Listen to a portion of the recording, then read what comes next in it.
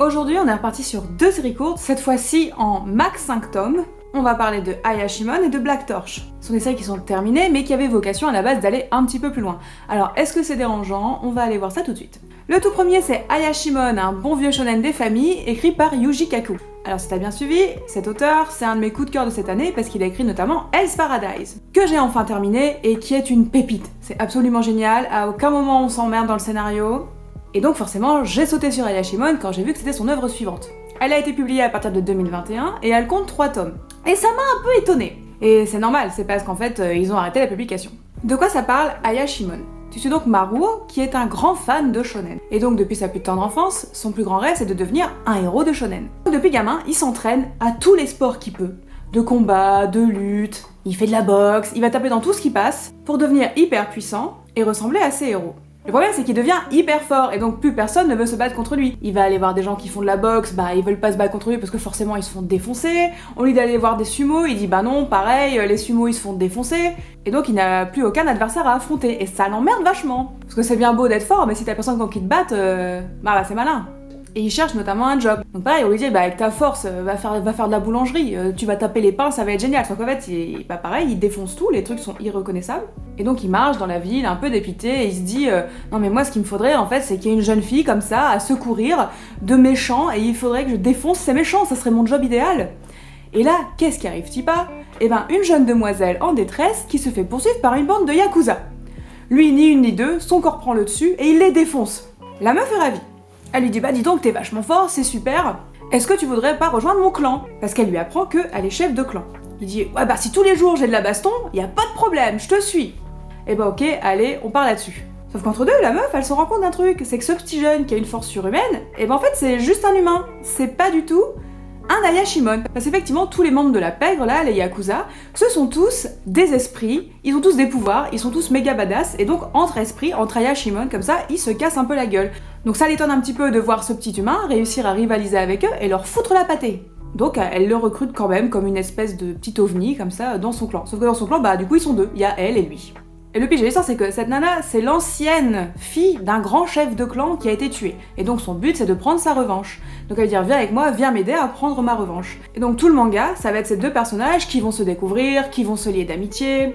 Tu vas les voir au fur et à mesure, découvrir d'autres clans, casser la gueule à certains, recruter d'autres. Et surtout, tu vas commencer à en apprendre plus sur cette histoire de meurtre qu'il y a eu sur le père de la meuf. Et aussi surtout cette histoire de pouvoir, comment ça marche. Est-ce que c'est bien Ayashimon? Alors moi je trouve que c'est une tuerie, c'est un de mes coups de cœur, j'ai adoré lire ce manga. Parce que déjà c'est super drôle, quand tu dis des shonen, il y a énormément de références à des shonen, par exemple à Dragon Ball Z, et donc forcément ça va te faire rire. Ça vient chercher de manière frontale les références de l'auteur. Par exemple, dès que Maero va se faire un petit peu battre et qu'il doit récupérer, il va se mettre dans un coin et il va lire son Shonen Jump, et ça va lui rehausser un petit peu sa jauge d'énergie. Le dessin, c'est une tuerie, c'est Yuji Kaku, moi je suis devenue absolument fan de son trait, de son dessin, de son découpage, de tout ce qu'il fait quoi. Et le scénario, il y a du potentiel. Alors pourquoi je dis potentiel? C'est là qu'arrive la douille, c'est que le Déception est à la hauteur des espérances.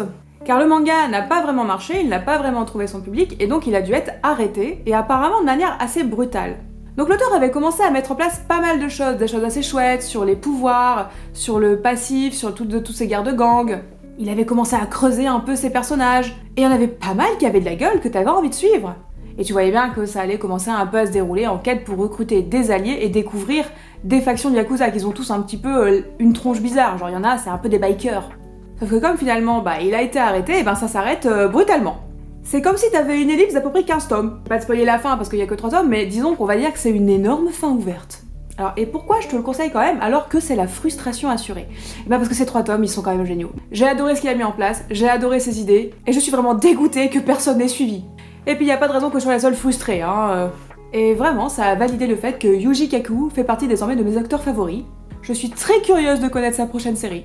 Deuxième série, terminée en 5 tomes, Black Torch. Elle est un petit peu plus vieille, elle date de 2016. C'est de Tsuyoshi Takaki, et c'est un de ses premiers mangas. Et pareil, le monsieur, il avait prévu d'aller un peu plus loin que ces 5 tomes-là. Mais pour le coup, tu vas trouver beaucoup moins de frustration qu'Ayashimon. Alors je suis moins hypée par ce manga, mais beaucoup moins de frustration. Parce qu'il a quand même réussi à clôturer quelque chose. Alors quel est le synopsis de Black Torch? Tu vas y suivre Jiro, qui est un ado, qui est apparemment un descendant de shinobi, donc il vit chez son grand-père qui était un ancien shinobi, et qui lui a appris deux trois combines. Mais il y a notamment un truc bizarre chez lui, c'est qu'il arrive à parler aux animaux. Donc notamment au début du manga, tu vas le voir en train d'aider un vieux chat et un vieux corbeau. Mais bon, Jiro il fait sa petite vie. Jusqu'au moment où un corbeau vient le chercher pour lui dire Hey Jiro, viens voir, il y a un chat qui est mal en point là-bas, viens me filer un coup de main. Jiro il y va, il dit effectivement, il est en salle état, je vais le prendre et puis je vais lui filer des soins. Il le ramène chez lui, il le remet un petit peu en état. Et le chat lui, bon bah il se donne un petit peu la réplique, le chat il a un petit mauvais caractère, il essaie un petit peu de l'envoyer balader, il lui dit non mais me parle pas trop, laisse-moi tranquille, fous-moi la paix. Et Jiro, bah c'est un mec sympa, il est mignon. Donc il continue, bah non, je vais t'aider, attends, je vais te filer un coup de main, je vais te sauver la vie, ta. Le chat lui apprend notamment qu'il n'est pas un chat ordinaire, mais qu'il est un mononoke, donc un esprit. Et le soir venu, le chat se barre, en mode bon bah faut que je me barre parce que le pauvre gamin, je vais encore le traîner dans mes combines sinon. Mais bon, Jiro il capte le truc, il voit bien que le chat il se barre. Donc il l'interpelle, il lui dit mais pourquoi tu te casses, t'es encore blessé, ça va pas la tête. Le chat, qui s'appelle Rago, il lui dit non mais fous-moi la paix, laisse-moi partir. Bah attends, mais je vais te suivre. Et donc tous les deux ils se suivent, sauf qu'ils se font attaquer par un être qui est mi-humain, mi-démon, mi-esprit, qui leur en met plein la mouille.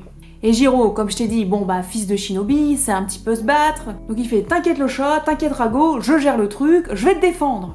Sauf que Rago, ça a pas l'air d'être le petit mononoke du coin. En fait, c'est un mononoke hyper balèze, et des gens semblent à sa recherche. Sauf que pendant la bataille, bah Jiro, il est pas vraiment de taille, et donc il est à ça de clamser, parce qu'on lui transperce le bide.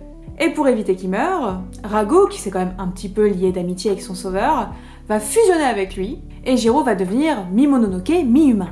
Bon, voilà, c'est un début de manga somme toute lambda, d'un shonen de base. Et après, forcément, tu vas découvrir qu'il y a un organisme qui s'occupe de gérer les mononoke, notamment de les tuer, parce qu'ils sont un peu ennemis. Et Jiro va être considéré comme une menace, parce qu'il abrite désormais en lui un mononoke, et qui plus est, un des plus puissants. Donc ça chauffe un peu pour son cul.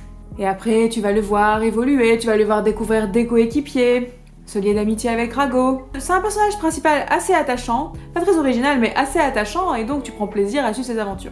Et toute l'histoire des 5 tomes, ça va être de découvrir tout ce monde, des mononoke, de cette organisation, qui sont les méchants, que veulent-ils. Voilà, c'est le pitch de base. Alors il est pas hyper original, on reste sur un shonen basique, ça pourrait aller pour beaucoup d'œuvres. Mais qu'est-ce qui fait que Black Torch a piqué ma curiosité ? Déjà le dessin, je trouve vraiment qu'il y a une maîtrise. Le mec c'est un de ses premiers mangas, on le rappelle quand même. Et j'adore son trait. Alors, il a quand même tendance à nous faire un peu de fanservice sur les meufs. On a quelques gros boobs par ici, de magnifiques plans sur de magnifiques fessiers avec des shorts très très courts. Mais c'est un peu le seul défaut que j'ai à lui filer là-dessus. J'adore ses chara-design, j'adore vraiment son trait, les bastons, tout ça, trop bien fait. J'adore les expressions de ses personnages, t'es vraiment en empathie avec eux. Et certes, l'histoire est pas originale, mais si elle est bien racontée, bah moi j'achète. Alors le petit défaut, comme je te disais, c'est qu'à la base, c'était pas forcément fait pour être en 5 tomes. Ils l'ont un peu lancé, ça a dû marcher mais sans plus. Ils l'ont arrêté un peu rapidement. C'est un peu comme si on t'arrêtait avant qu'un arc principal débute. Tu as un peu l'exposition d'une série, de ses personnages, de ses enjeux, de son univers. Là, pour le coup, comparé à Yashimon, il y a une vraie fin. C'est-à-dire qu'il a vraiment eu le temps de faire son petit combat final et de donner une conclusion à ces 5 tomes. Mais tu vois qu'il avait prévu d'aller plus loin, parce qu'à la fin, notamment, il y a des fiches personnages, et il y écrit toutes les idées qu'il avait eues pour la suite. De qui est qui, quels allaient être leurs enjeux, que en fait, c'est le père de truc qui avait fait ça, et que machin... Et ça, limite, c'est sympa, ça fait un peu marcher notre imagination, on voit dans quoi il voulait s'engager après avec le manga. Mais c'est pas non plus la révélation de l'année. Ces 5 tomes, je trouve qu'ils se suffisent assez à eux-mêmes, et j'ai pas une grosse impression de manque.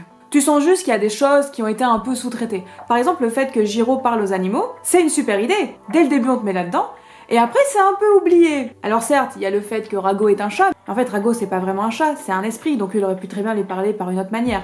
Il y a 2-3 autres fois où c'est repris, où il te met à parler à des corbeaux pour demander son chemin, ou à des oiseaux dans la forêt qui sont tous en train de bitcher sur lui, et c'est super drôle.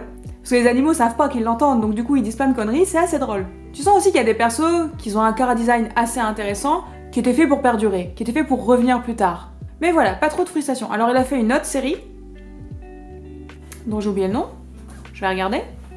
Alors ensuite il a fait une autre série qui s'appelle Urgir, qui est un peu plus SF, mais il a eu l'air d'avoir un petit problème de santé ou je sais pas trop quoi, et donc pareil ça a dû s'écourter assez rapidement. Je vais la lire parce que je suis assez intriguée. Donc voilà, c'était 2 séries courtes, qui étaient pas prévues pour être courtes, qui finalement sont courtes, mais qui sont quand même cool, va les lire. Moi j'aime vraiment trop Ayashimon, je rage, mais tu peux pas imaginer du fait que ce soit arrêté. D'ailleurs la prochaine fois on va sans doute aller voir d'autres séries qui ont été arrêtées, mais notamment chez les Clamp. Oui bon bah c'est les reines des séries qu'on arrête en plein milieu, donc on va aller voir. Et on va rager tous ensemble afin que je ne sois pas la seule à être frustrée sa mère. Allez, des bisous!